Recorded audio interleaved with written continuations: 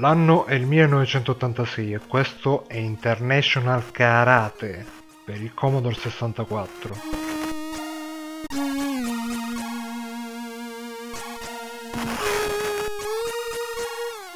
Niente Hadouken o calci volanti a tornado blu qui, soltanto vero e puro karate.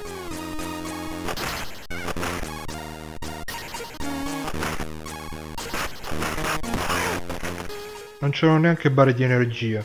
Un colpo, un punto. 2 punti, si vince. Un colpo dato così così, mezzo punto.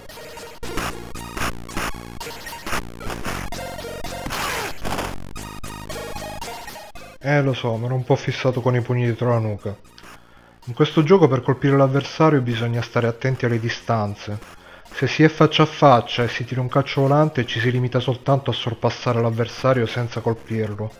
E in più si rimane scoperti. Dalla corta distanza vanno bene certi colpi, dalla lunga distanza vanno bene altri. In più si può anche parare e si possono anche schivare i colpi bassi saltando.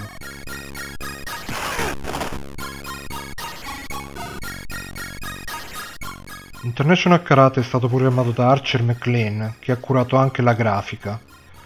Da questo punto di vista ha fatto un ottimo lavoro, le animazioni sono molto fluide e non c'è mai uno stacco tra un movimento e l'altro.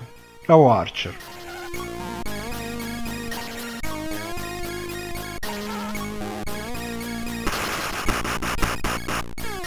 E questo era uno dei 2 quadri bonus, quello sponsorizzato dal Moment.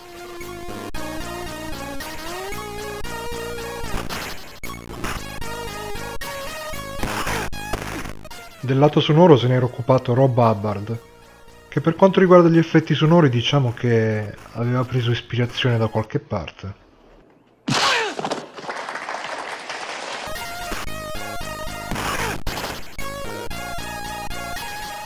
Forte, eh? Anche per la colonna sonora Hubbard prese ispirazione da un altro pezzo, nella fattispecie dalla colonna sonora del film Furio, composta niente poco di meno che da Ryuichi Sakamoto.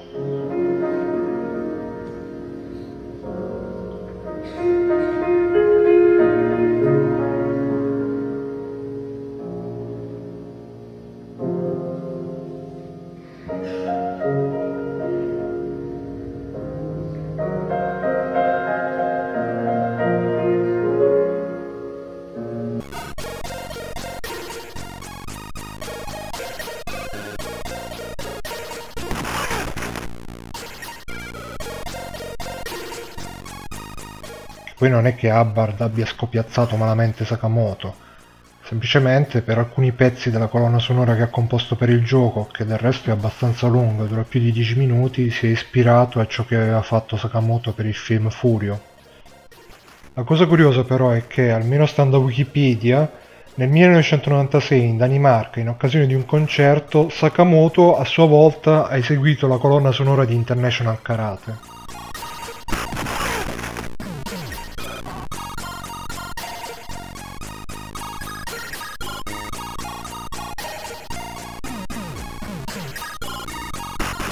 Strutturalmente il gioco è semplice, si va avanti combattendo sempre con lo stesso avversario, che man mano diventa più difficile da battere, poi ogni tot round parte una fase bonus, qui vediamo l'altro tipo, quello in cui sono sempre stato una pippa, dopodiché si cambia scenario e via così, all'infinito.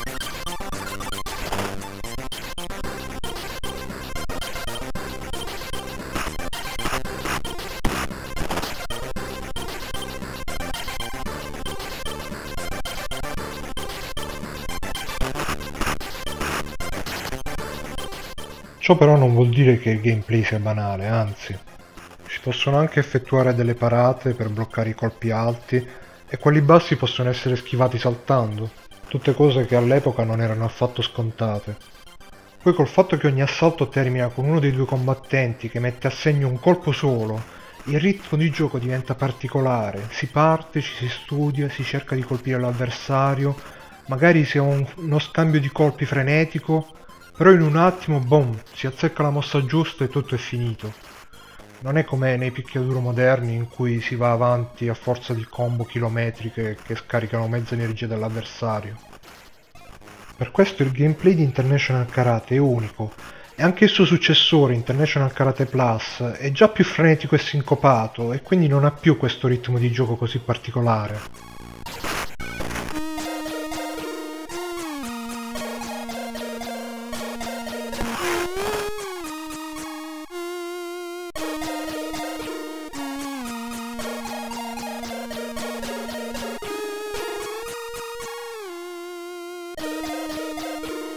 In conclusione, se vi intriga l'idea di menare le mani, con in sottofondo una mezza cover dalle origini illustri, accompagnata dagli effetti sonori dei film di Bruce Lee, e intanto usando il cervello con l'arguzia del ninja e la rapidità del samurai, provate a recuperare questo International Karate.